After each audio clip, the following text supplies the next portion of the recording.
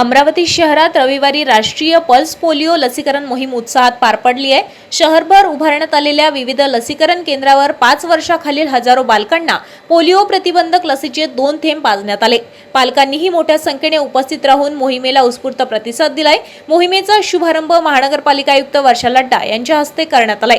त्यांनी चिमुकल्या बालकांना पोलिओचे 2 थेंब पाजून मोहिमेला सुरुवात केली आणि प्रत्येक बालकांपर्यंत लसीकरण पोहोचविण्याचा संदेश दिलाय। यावेळी महापौर श्रीचंद तेजवाणी यांनीही लसीकरण केंद्राला भेट देत बालकांना पोलिओची लस दिली आहे। त्यांनी बालकांशी संवाद साधत आपल्या 5 वर्षाखालील प्रत्येक मुलाला पोलिओचे 2 थेंब पाजणे हे प्रत्येक पालकाची जबाबदारी असल्याचे सांगितले आहे। महानगरपालिकेच्या आरोग्य विभागाचे अधिकारी, कर्मचारी, आशा स्वयंसेविका आणि आरोग्य पथकांची शहरातील विविध केंद्रावर नियोजनबद्ध पद्धतीने ही मोहीम राबवली आहे। तसेच स्थलांतरित कुटुंबे आणि गर्दीच्या ठिकाणीही विशेष पथकांमार्फत लसीकरण करण्यात आले।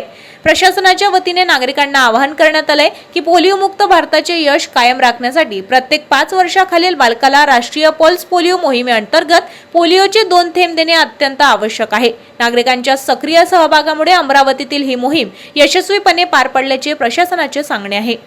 आपल्या शहरातील ताज्या घडामोडी व बातम्या बघण्यासाठी नंबर 1 न्यूज चॅनल अमरावतीला सबस्क्राइब करा, लाईक करा आणि शेअर करा। संपर्क करा संपादक नितीन पाटील मुळे। संपर्क क्रमांक 9921589663।